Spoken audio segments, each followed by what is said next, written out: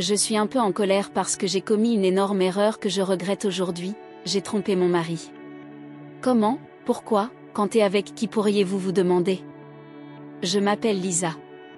Il a installé un enregistreur caché dans notre chambre et m'a entendu se moquer de lui sur Reddit avec mon compte d'affaires.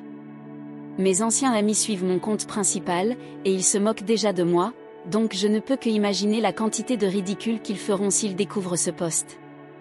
Je suis une femme de 32 ans qui est mariée à Timothy, qui a également 32 ans. Nous nous sommes rencontrés à l'université, et je savais dès le moment où il était dans ma vie qu'il me fournirait une stabilité financière. J'ai grandi pauvre, comme, à peine, se débarrasser des timbres de nourriture, c'était mon objectif depuis le lycée.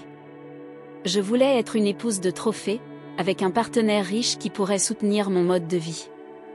Mes parents m'ont encouragée à épouser riche afin que nous puissions échapper à la pauvreté, et j'ai daté avec cet objectif en tête avant de rencontrer Timothy.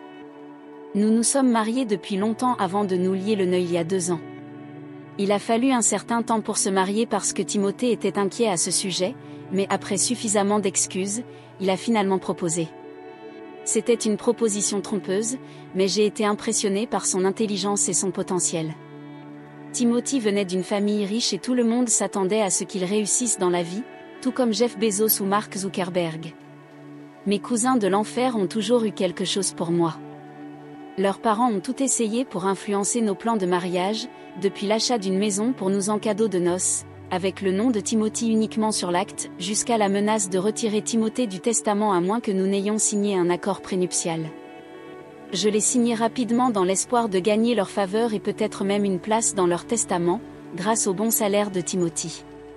Bien qu'il n'ait pas atteint le niveau de réussite que j'avais envisagé, il a apporté la stabilité financière que je cherchais, donc le PRUP était moins d'inquiétude. Notre vie était assez confortable à cause de l'héritage généreux de Timothée et de ses gestes réfléchis. Il était très romantique, mais il était aussi extrêmement ennuyeux. Il m'a assuré que je n'avais pas à travailler, donc j'avais beaucoup de temps pour mes loisirs.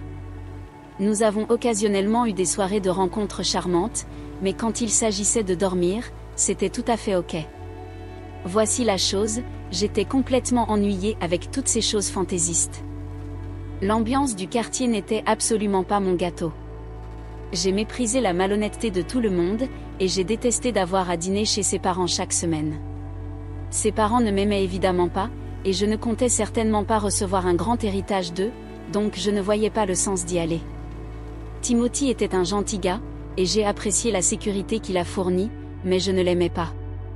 Nous vivions dans un quartier sombre, et il était plein de faux gens, en particulier Les dames de mon club de livres étaient plus intéressées par les rumeurs que par la lecture, et je me suis jointe aux pressions sociales que l'amour réel de la lecture.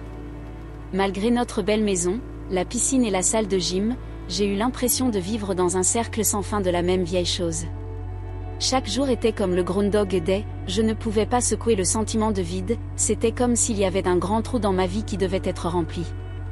Les routines me tuaient, les mêmes vieux événements sociaux, les sourires forcés, et Dans notre monde poche, tout était trop régimenté et ennuyeux, nos soirées de rendez-vous se sentaient mises en scène et la monotonie étouffante de notre style de vie luxueux me faisait attendre l'excitation et un changement de rythme. J'aurais rêvé d'aventures passionnantes et comment je pourrais enfin me débarrasser de cette routine, mais chaque fois que j'essayais d'injecter du plaisir, j'ai été rencontrée avec une résistance rigide. Vivre dans cette bulle poche, entouré de Timothy et de nos amis snobby, a eu l'impression d'être enfermé dans une belle prison. À l'extérieur, tout était parfait, mais à l'intérieur, c'était creux. J'avais besoin d'un changement, de quelque chose pour me secouer de cette routine monotone et faire me sentir vivant à nouveau. Timothy était un homme merveilleux, sans aucun doute. Il était aimant et soucieux, et il était toujours là pour moi. Cependant, si je suis honnête, il pourrait être un peu trop parfois, comme s'il était coincé dans cette bulle prévisible, vous savez, en continuant à jouer. Dans ma relation, j'ai eu l'impression d'être coincé dans une rom-com. Timothy, d'autre part, était comme une carte Hallmark en marche, toujours dire les bonnes choses et faire les bonnes choses, mais où était la spontanéité? J'ai essayé de laisser tomber des indices et de suggérer d'essayer de nouvelles choses, mais il n'en avait rien. Au lieu de cela, nos rendez-vous étaient pleins de gestes doux et romantiques et de nuits agréables. Maintenant, je comprends, c'est beau et tout, mais ça vieillit vite. Chambre à coucher, mon Dieu, je ne sais même pas par où commencer. C'était comme être dans un film, tout ce que j'ai, c'est un scénario avec les mêmes mouvements et la même routine. Je voulais de la passion et des feux d'artifice, mais tout ce que j'ai, c'est un éclair. J'ai essayé d'améliorer les choses, mais Timothy était trop réservé et inquiet de tout faire correctement. Je pense que ce que j'essaie de dire, c'est que Timothy était un gars merveilleux, mais il était trop vanilleux pour moi. J'avais besoin de quelque chose de plus, quelque chose pour combler le vide que j'éprouvais à l'époque, un profond sentiment d'isolement. Quelque part en moi qui devait être rempli, comme s'il y avait quelque chose que je manquais, et c'est là que j'ai rencontré Eric. Voici la chose, je reste habituellement à l'écart des épiceries comme la peste. Mais ce jour-là, le destin avait d'autres plans. Habituellement, j'ordonne mes produits en ligne et j'utilise des services comme Instacart pour éviter les ennuis de sortir. Pour une raison quelconque, cependant, je me suis sentie obligée de marcher dans ce magasin. Alors là j'étais, fouillant sans esprit les couloirs et en prenant des objets des étagères. Soudain, Eric apparaît, il est attrayant, c'est certain. Il a commencé à discuter avec moi, ce que j'ai initialement rejeté, vous savez, parce que je suis mariée. Cependant, Eric était incroyablement agréable et persistant, donc j'ai finalement cédé et commencé à lui parler. J'aurais dû élever mon mari à ce moment-là, mais Eric avait un charme irrésistible. Il m'a même proposé de payer mes achats au registre, mais j'ai refusé. Vous voyez, j'ai mes limites. J'ai laissé mon anneau de mariage à la maison ce jour-là, donc il n'avait aucune idée de mon statut matrimonial. J'étais coincée entre vouloir un peu d'excitation et me sentir coupable à ce sujet. Au bout de quelques jours d'échange de numéros avec Eric, nous avons fini par échanger des nombres. Il voulait rester en contact, même avec ses amis. Je pouvais dire qu'il s'intéressait à plus, mais je lui ai toujours donné mon numéro.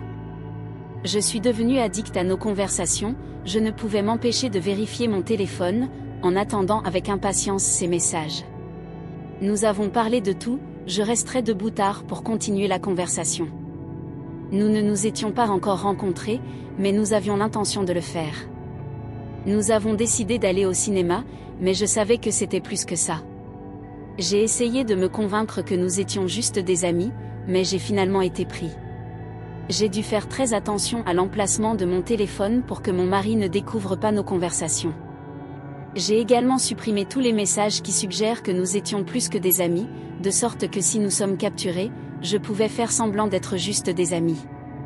Eric ne savait toujours pas que j'étais mariée, alors je vivais essentiellement un mensonge, lui trompant et mon mari. Quand Eric voulait en savoir plus sur mes réseaux sociaux, en particulier Facebook, j'ai évité de répondre à la question et prétendu que je ne l'utilisais pas. C'était environ une semaine ou deux après notre première rencontre. Nous nous sommes rencontrés au supermarché pour regarder le film, comme nous l'avions prévu.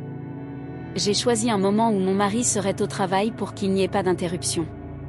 J'ai aussi décidé de tout dire à Eric et de mettre fin à notre relation avec lui après notre rendez-vous cinématographique. Le jour de notre rendez-vous, nous sommes allés au théâtre, avons regardé le film, et je n'avais pas honte de flirter. Je pensais que c'était notre dernière chance de s'amuser ensemble, alors je n'ai pas retenu. On a beaucoup parlé et on s'est mieux connus après. Eric m'a suggéré de prendre du café, et j'ai joué. J'avais déjà prévu d'aller prendre du café. Alors que nous étions assis dans le café, en attendant nos boissons, j'ai travaillé le nerf pour dire la vérité à Eric pendant notre pause café. Plutôt que d'être effrayé, il l'a pris à pas et a même exprimé son désir de rester avec moi. J'ai été étonnée parce que je lui avais dit que j'étais mariée, mais il n'avait pas l'air d'en vouloir. Il voyait mes problèmes conjugaux comme un signe que j'avais besoin de quelque chose de plus excitant dans ma vie. Il a proposé de rendre les choses plus excitantes à nouveau, et l'idée de rompre avec lui était séduisante. La suggestion d'Eric de garder les choses décontractées et de sortir comme des amis avait l'air cool au début, alors nous avons suivi. Cela signifiait que chaque fois que mon mari allait au travail, je lui donnais un peu de temps, environ 30 minutes, puis je sortais pour rencontrer Eric. C'était un souffle d'air frais pour jeter le même vieux, le même ancien et avoir un peu d'excitation, loin de ma routine de mariage ennuyeux. Nous en avons discuté, et Eric m'a encouragé à y réfléchir avant de prendre une décision. C'était une offre tentante, et je ne pouvais résister à la tentation.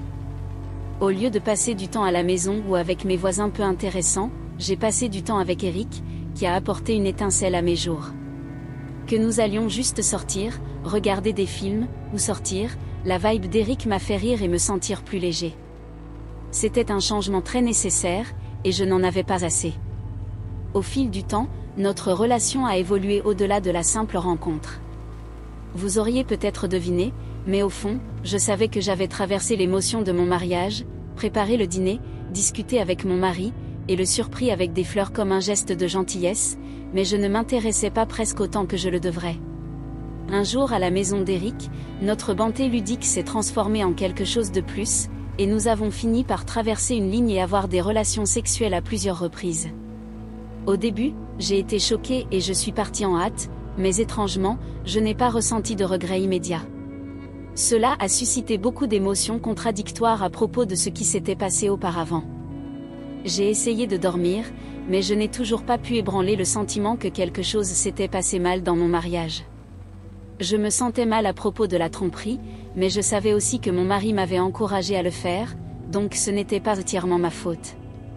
J'ai essayé de me distancer d'Eric pendant un moment, pensant que ça m'aiderait à maîtriser les choses, mais soyons honnêtes, c'était tout le contraire. Je suis tombée et j'ai recommencé à lui envoyer des messages après seulement 4 jours sans lui parler. Nous avons mis les choses en ordre, mais notre affaire s'est vraiment déclenchée après. Je sais qu'il y a de la merde, mais je n'ai pas pu ébranler la dépendance que j'avais pour lui. Mon affaire avec Eric est devenue une routine, presque comme un travail d'horloge. J'ai commencé à me distancer de mon mari par mon comportement, nous étions maintenant plus comme des compagnons de chambre. Pendant notre affaire, j'ai versé mon cœur et mon âme dans Eric, laissant peu de place pour quoi que ce soit d'autre. J'aimais le risque, mais la hâte qu'il me donnait me rendait difficile de s'éloigner.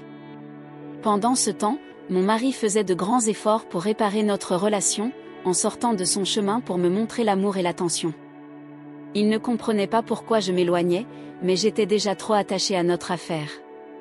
Eric et moi avions une affaire, et je ne pouvais pas contrôler mes sentiments pour lui.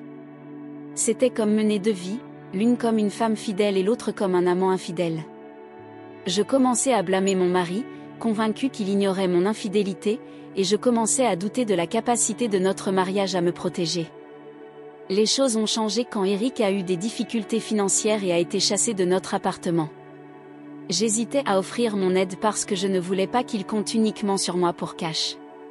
Le fait que Timothy puisse devenir suspect a rendu encore plus difficile pour nous de nous rencontrer, mais j'étais déterminée à maintenir notre relation avec Eric, donc j'ai trouvé un moyen de l'amener à ma maison chaque fois qu'il était dehors. Finalement, la présence d'Eric chez nous est devenue une routine, et il aimait passer du temps dans la grotte d'homme de Timothy. Tout a pris un tournant étrange quand Eric a commencé à se montrer jaloux et irrité par Timothy. C'était idiot parce que nous étions en train de plaisanter pendant des mois sans aucun drame, mais soudain Eric était tout travaillé sur Timothy. Il prenait Timothy et se moquait de lui, et je ne pouvais m'empêcher de m'y joindre. Il passait des heures au gymnase, ne partant qu'1 heure avant que Timothy ne revienne à la maison. On aurait même des relations sexuelles dans notre chambre, dans notre lit. Lors de la dernière visite d'Eric avant que tout ne se passe mal, nous nous sommes arrêtés comme d'habitude, avons regardé un film, avons préparé le déjeuner, puis nous sommes allés au lit. Après avoir discuté, Eric commence soudain à se moquer de Timothy, se moquant de ses habitudes et de son insouciance. Je l'ai trouvé drôle, dans une certaine mesure, vrai. Nous avons même plaisanté sur les parents de Timothy, que je pense avoir mentionné auparavant, mais je n'ai jamais vraiment compris. Eric a même présenté le testament de Timothy, quelque chose auquel je n'avais jamais beaucoup réfléchi depuis que je ne l'ai jamais lu ou vu. Tout s'amusait jusqu'à ce qu'Eric parte quelques heures avant que Timothy ne rentre de son travail, je ne savais pas que ce jour-là serait le calme avant la tempête. Quand Timothée arriva à la maison, je pouvais pratiquement ressentir la colère qui rayonnait de lui, il était difficile d'ignorer. Habituellement, il est bon à contrôler ses émotions, mais ce jour-là, c'était comme s'il ne pouvait pas limiter sa frustration. C'était assez gênant que je m'interrogeais sur l'endroit où il se trouvait, il l'a décrit comme lié au travail, et je voulais le croire, donc je l'ai mis de côté. Toutefois, l'atmosphère resta glacée, Timothée m'évitait, parlait à peine, et ne mangeait même pas le repas que j'avais préparé. C'était inhabituel, puisqu'il aime habituellement cuisiner. Son comportement éloigné m'a fait me sentir coupable et mal à l'aise, comme si j'étais à blâmer pour son humeur.